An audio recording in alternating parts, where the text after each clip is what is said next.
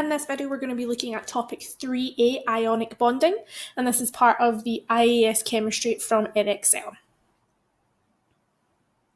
So we're going to be looking at how we can interpret evidence to prove that ions exist, looking at how we form ions and drawing dot and cross diagrams, how we describe the lattice structure, and knowing what ionic bonding is in terms of electrostatic attractions, understanding the effects of ionic radius and charge on the strength of the bonding, and looking at the trends in ionic radii, as well as polarisation and how we can determine the extent of polarisation looking at the cation and the anion. Now, you will have learned some of this back in GCSE, so some of this will be a bit of revision, but we're going to go through all of the key points that can be covered in this topic. So we know that ionic compounds are formed by the direct combination of two elements, and they are typically one metal and one non-metal. Now, of course, they can be more than one non-metal or more than one metal, but we're just going to stick with nice, easy ones for now. So when we form cations, or positive ions, or anions, otherwise known as negative ions, we do this by losing or gaining electrons. So for example, if we take sodium atoms, and they lose electrons to become sodium ions, these will form cations because they are positive. If we have chlorine gaining 2 electrons to become chloride ions, these are going to form anions because they become negatively charged. And you'll have seen drawings like these back in GCSE, and we call these our dot and cross diagrams, noticing that we use, of course, dots and crosses to represent the electrons. So in this example, we've got sodium reacting with chlorine to form sodium chloride, and magnesium reacting with oxygen to form magnesium oxide. And it's important that we always show all of the electrons as well as including the charge on the outside of the brackets. So this definition is a must know, and this is how we should always describe any sort of bonding.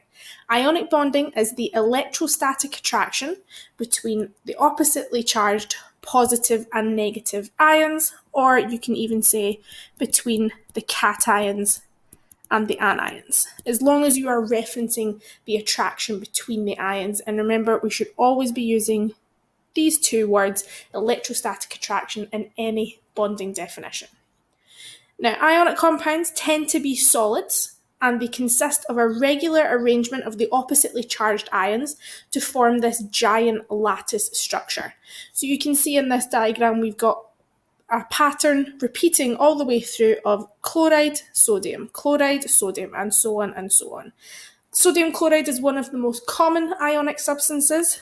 Remember, NaCl, otherwise known as table salt. So this tends to be the one that is used in most examples, and it gives us a nice, easy structure because it has a 1-to-1 ratio of the sodium and the chloride ions.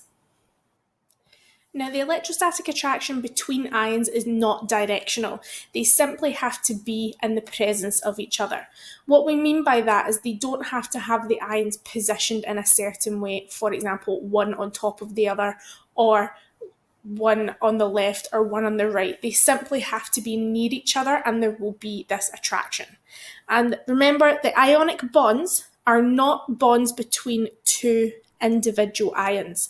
It is the attraction of all of the positives to all of the negative ions. So it is this overall electrostatic attraction, because every ion will interact with all of the other ions. Remember, when we're talking about any formula, for example, NaCl, that doesn't mean one ion of sodium and one ion of chloride. It means simply the ratio. So we need to think of the electrostatic attraction as an overall.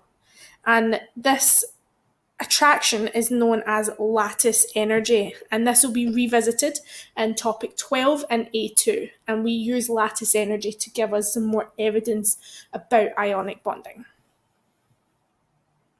Now, the strength of an ionic bond can be determined by calculating the amount of energy required in 1 mole of a solid to separate the ions to infinity. What this means in terms of infinity, it simply means that they are at a distance that they will no longer attract each other. Okay, so this strength of ionic bonding is basically how much energy do we need to put into 1 mole of this ionic solid to have no longer attractions between the positives and negative ions. And now the smaller the ion, the more energy required to overcome these electrostatic attractions. Because the smaller the ion, the more it's going to be attractive to another ion. So if we look at the differences in the amount of energy required to separate the ions to infinity, we're comparing between group 1, which is our alkali metals, and group 7, which is our halogens. Now remember, as we go down a group, the ionic radius, or the atomic radius, in this case though we're looking at ions, but it's the same pattern, the ionic radii is going to increase. Because remember, there are more quantum shells being occupied the bigger the ion gets. So you can see that the strongest attraction, or the strongest ionic bond, is between lithium and fluoride, because these are the 2 smallest ions. And the weakest attraction is between rubidium and iodide, because these are the largest. So the larger the ion, the less energy it takes in order to separate the ions. And a lot of this is to do with the way that they pack together. So how big an ion is going to determine how well it can pack. The more closely packed the ions are, so the closer they are together, the stronger the electrostatic attractions, therefore the stronger the bonding. Now we need to consider not only the size, but also the charge when we're thinking about ionic bonding. If we look at lithium fluoride, which is the 2 smallest atoms in groups 1 and group 7, we can see that we get a lattice energy, so the energy to break it up, of 1031 kilojoules per mole. If we compare that to magnesium oxide, where both ions are small, but they have double the charge, we can see that the lattice energy is much larger, 3791. So doubling the charges is causing this energy to be increased. So our general rule that we can make is, if we want strong ionic bonding, we want to have small ions and we want to have a large charge. That will give us the strongest possible ionic bonding. Now we can use experiments in order to prove that ions exist in these ionic compounds. And one common experiment that we can do is electrolysis. Now if you were a triple student, you learned a little bit about electrolysis back in IGCSE, but in this case we're not looking for the actual process of the half equations. Basically all we're looking to do is to show what happens when we do electrolysis of a specific compound. So the most common experiment is to pass a direct current of electricity through a copper 2 chromate 6 solution. And this solution is green in colour. And the copper chromate is made up of 2 different ions. It is made up of copper 2 plus ions, and it is made up of chromate 2 negative ions. And what we see when we pass this electricity through is we start to see a colour change being formed at 2 different electrodes. So we have a negative electrode and a positive electrode. And at the negative electrode, or the cathode, we start to see a blue colour forming, and this is due to the copper ions. Whereas at the positive electrode, known as the anode, we start to see this yellow colour forming, and this is the chromate. So when we have the copper and the chromate together, their colours mix and we get a green solution. But as soon as we start to separate them, we can see their individual colours, proving that we have 2 substances within this green solution, and we know that they are ions because there is an attraction between the positive copper 2 to the negative the negative electrode, and the negative chromate ion to the positive electrode. This wouldn't exist if these were just atoms. There would be no attraction to the positive and negative electrodes. But because they are ions and they have this charge, we can see this attraction and we can follow it using their colours. We can also use electron density maps in order to show the existence of ions. And electron density maps are basically what they sound like. They are a map that has been taken to show where the electrons are within a specific substance. And what we see is, for NaCl, is we see two distinct sizes of ions. We see an Na plus and a Cl minus. And we know that these are going to be two different sizes because Na becomes 2,8 in terms of its electron arrangement, and chlorine becomes chloride with 2,8,8. So you can see that we have one electron density map that is bigger than the other. So we have two distinct sizes, therefore meaning we must have two distinct ions. Now, ionic radii, similar to atomic radii, can be quite difficult to determine. And the reason for this is because they are affected by a number of oppositely charged ions that touch each other, and they are also affected by the size and the charge of the ions. So each method that we use to measure ionic radii gives a slightly different value. But if you're using a specific set of values in an analysis, as long as they all come from the same source, then you can easily determine the ionic radii. What we're looking for in A-level is not how do we measure it, we're looking for what is the trend and what is the pattern. So as we go down a group, the ionic radii is going to increase. And we've already seen that when we were looking at the ionic strength. And this is because, of course, we have more quantum shells, meaning that our ions get larger. So as we go down group 1, from lithium to sodium to potassium to rubidium, you can see the ionic radius is almost doubling from lithium to rubidium because we are going from having 1 quantum shell to 2 to 3 to 4. And we see the same pattern with group 7 as we go from 2 quantum shells to 3 to 4 to 5, going from fluorine down to iodide. Now, we can also compare what's known as isoelectronic elements, and this just means they have the same electronic configuration.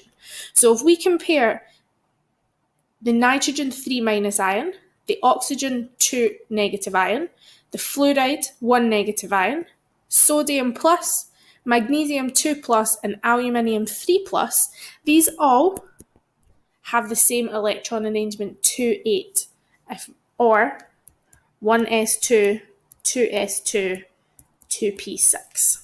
Of course, at A-level, we always want to be using our S and P notation. So these all have the same number of electrons, but they all have different numbers of protons. You can see going from 7 in nitrogen up to 13 in aluminium. And what you can see is the ionic radius is getting smaller and smaller each time, going from 0.146 for nitrogen down to just 0.054 for the aluminium ion.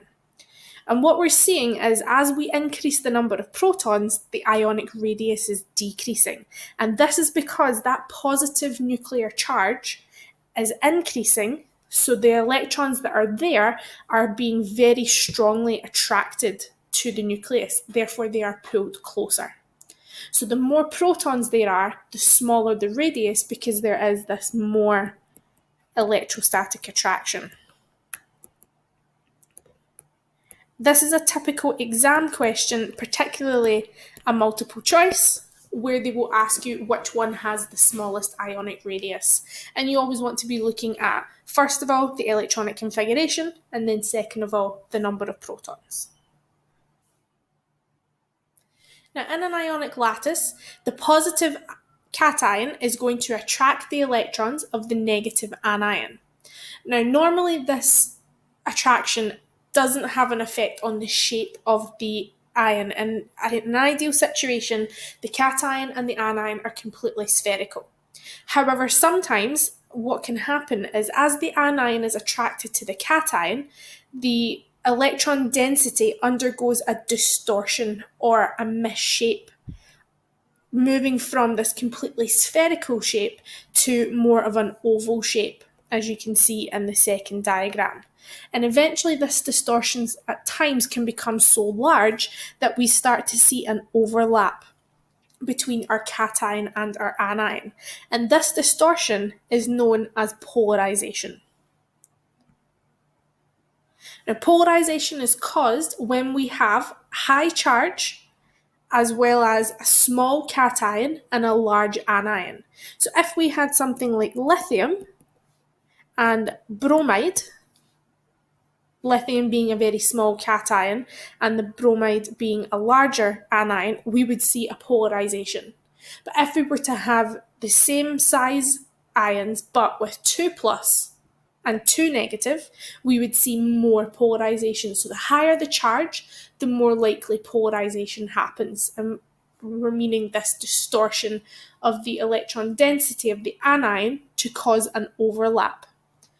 You will come back and talk about polarization in topic 12, and we can use this overlap to explain why some substances that are ionically bonded have features that would be more likely to be seen on a covalent substance.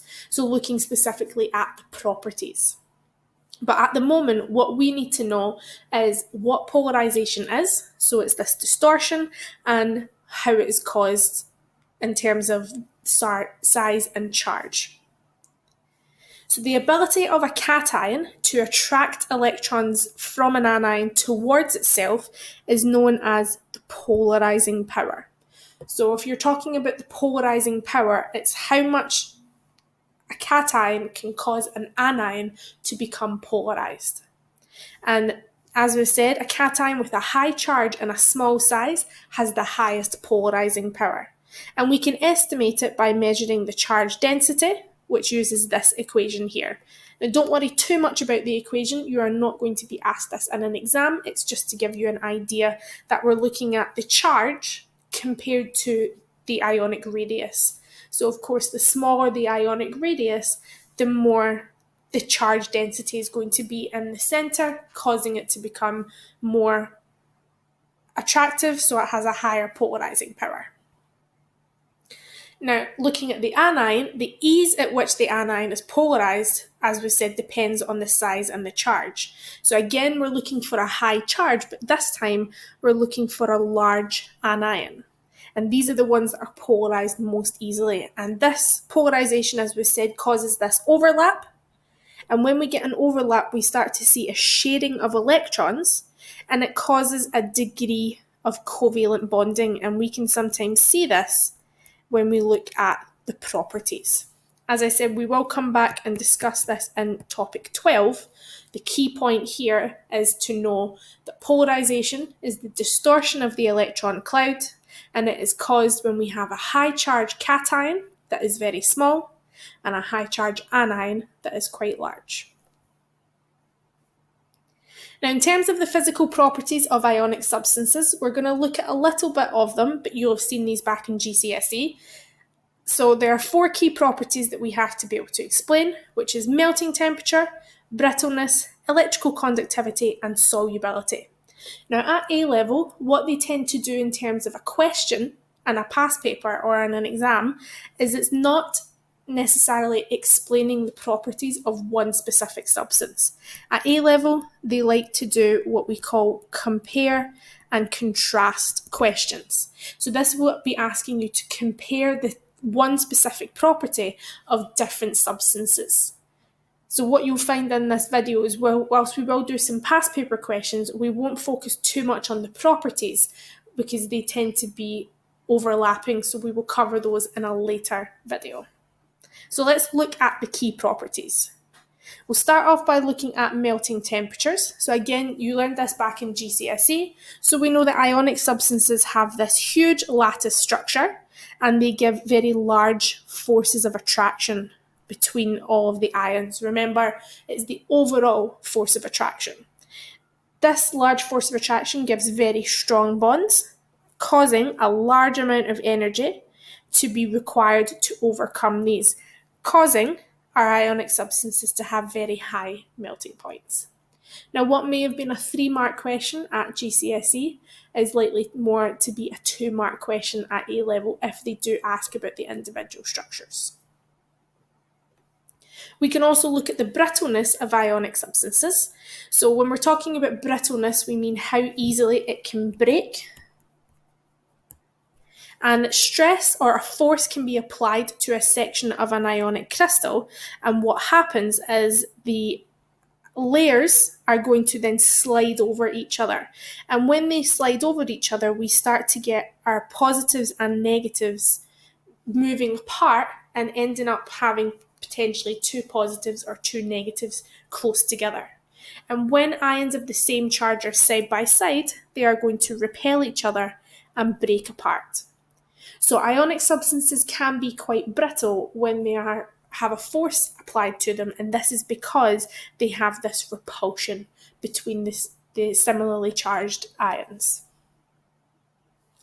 Looking at conductivity, solid ionic compounds do not conduct electricity, and this is because the ions are held in place in the lattice, and of course we don't have any delocalized electrons, so there is no movement of any charged particles.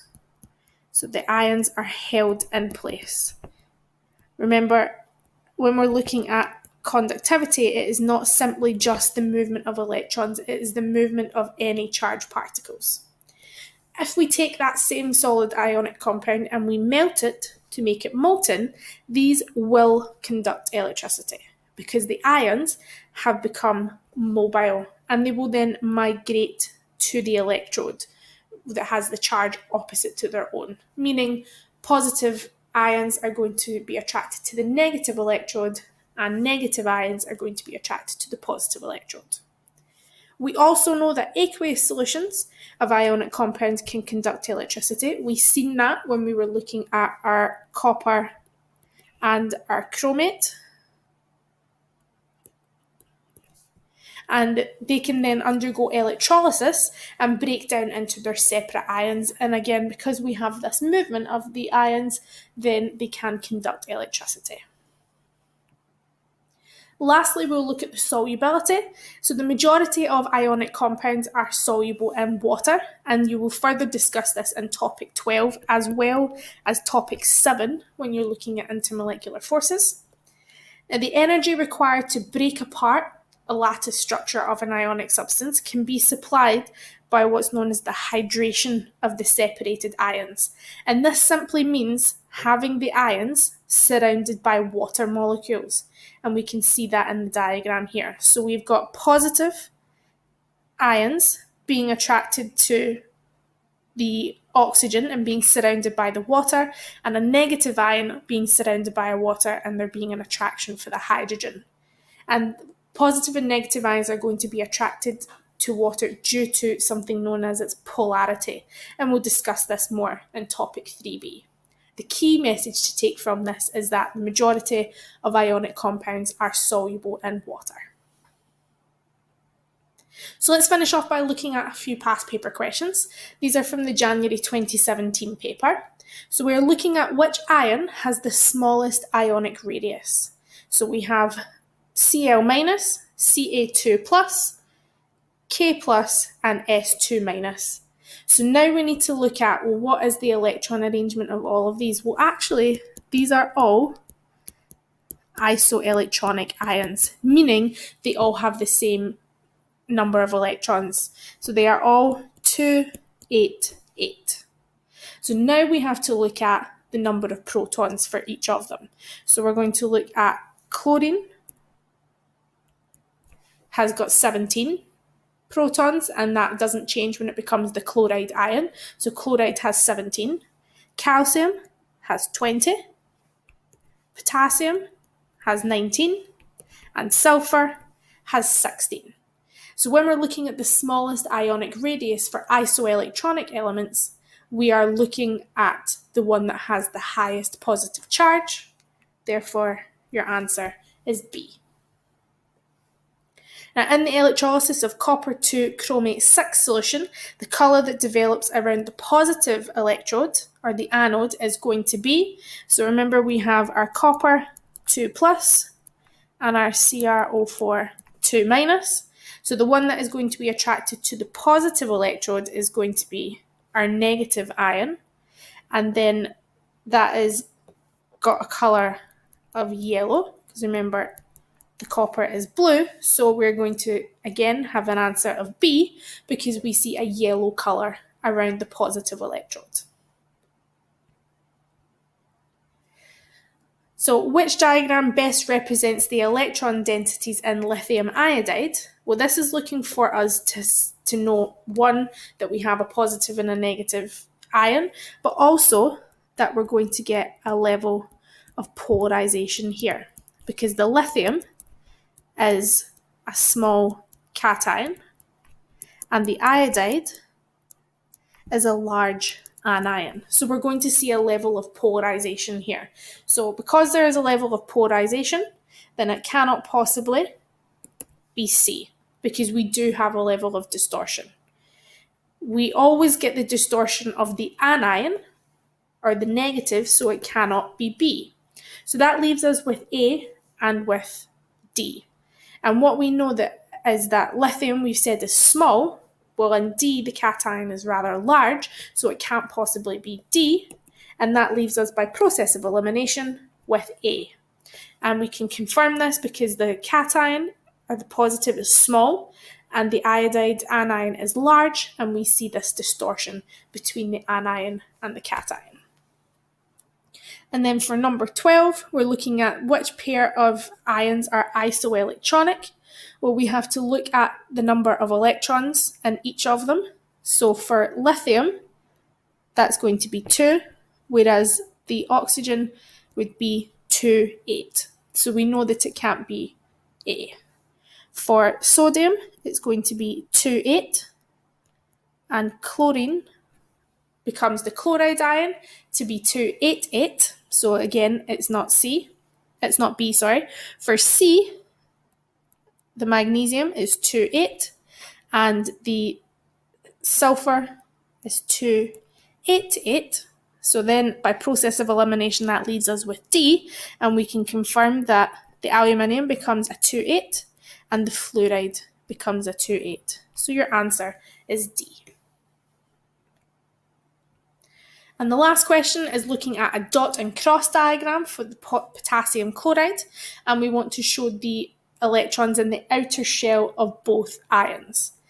Now, there are 2 ways that we can draw the potassium ion first of all. So potassium, when it is an atom, is 2, 8, 8, 1.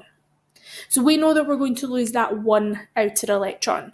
So you can either show an empty outer electron, or you can show the 8 in the subshell 3. So I'm just going to draw a K, and it will have no electrons in its outer shell. We surround it by square brackets, and we put our charge outside, because we know that the K plus becomes 2, 8, 8. For chlorine, it is 2, 8, 7, and the chloride is 2, 8, 8.